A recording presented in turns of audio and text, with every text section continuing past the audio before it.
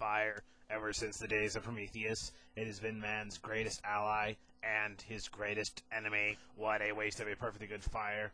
No casualties whatsoever. Sigh. Hello, I am Murderbot 9000, and today I will be bringing to you a brief history of fire, a discussion of the philosophy of fire, the history of fire, and fire technology. I have done no real research, but you will believe me anyway, because you are slow-minded humans. This greatly amuses me. I visited Moronicus the Greek, one of the world's leading experts on fire philosophy. So, Dr. Moronicus, tell us about fire. I understand that it is quite beneficial to humanity, according to your Greek concepts of physics. Well, as you know, fire is one of the 4 basic elements, which include sod, fire, air, and heart. These are all very reactive materials, especially when they combine. Ho ho ho, you don't want to see what happens when that happens. Your primitive pseudoscience hurts my processors. Perhaps what we need is a poorly plotted and irrelevant visual aid. Of course, my friend, this is the Discovery Channel after all. As you can see, fire most often occurs in underwear. And, well, it doesn't seem to work very well, so I guess fire is broken. I suggest that we make an offering to Vulcan in order to fix this problem. Of course, if you want a definition of fire that is not tied up in pagan mysticism, you may want to find yourself a scientist. I heeded the primitive's advice. I went to the ranch of Dr. Albert Onestone, who had previously agreed to meet with me. Unfortunately, like most organics, he is forgetful. And let's just say it did not end well. I awoke several hours later in a shabby hotel room on the outskirts of town. Why Albert Onestone thought to bring me there, I am not sure.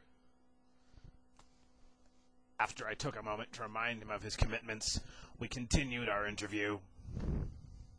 Well, like most TV scientists, I believe that everything can be explained by alien intervention. I see this is going to be one of those specials. So, Dr. Onestone, explain to us this malarkey that you claim to be science. Oh, don't be calling it non-science, buddy. Once upon a time, an alien and an ape met.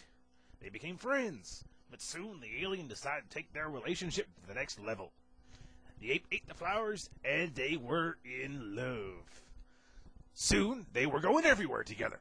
Of course, the ape was betrothed to another ape and didn't want to betray it, but the alien was real suave. You could learn things from that alien, such as how to fake sincerity. Like all sailors, the alien had a girl in every port. Or, in this case, a freakish albino ape thing in every port. Regardless, the ape never knew that it was only one part of the alien's life. 9 months later, the first human was born as a result of their monstrous union. The alien, not wanting to pay child support, pretended that the ape had just evolved or something. Sounded kind of made up to me. Now, the ape's offspring being human, it soon invented irresponsible things like computers, religion, firearms, alcohol, smoking, and spray and pray tactics, which never really work. All the other ape moms followed suit, and that's why there are no non-human apes today. Don't look it up. If it's in a book, it's wrong. This is also around the time that robots crawled from the primordial gook. So we see that although my theory is based on hearsay, it explains the development of fire, as it truly was alien intervention. I want my life back, you asshole. After that debacle, I went to the underground fire research facility, which was apparently literally underground. At first I was surprised, and then I met the competent who was in charge of the place, and was the only employee. Oh, hello, Murderbot 9000. I see you're here to see our great facility. Is that a open fire consuming gas canisters? Well, of course it is, sugar. Why else were we supposed to set a fire? Who is we? Why, my fellow scientists, who don't technically exist yet. I need to publish my findings. Did you know that fire makes things turn black and crackly?